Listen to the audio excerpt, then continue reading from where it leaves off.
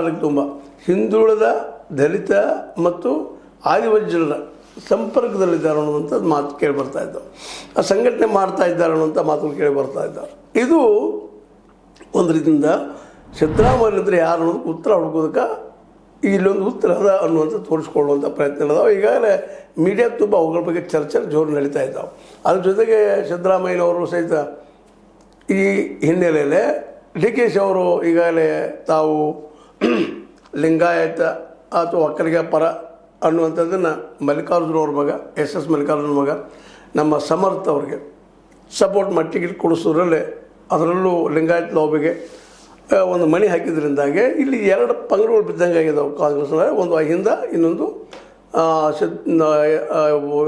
ನಮ್ಮ ಒಕ್ಕಲಿಗ ಮತ್ತು ಲಿಂಗಾಯತರ ಒಂದು ಸಂಘಟನೆ ಇಲ್ಲಿ ಆಗ್ತಾ ಇದೆ ಅನ್ನುವಂಥದ್ದು.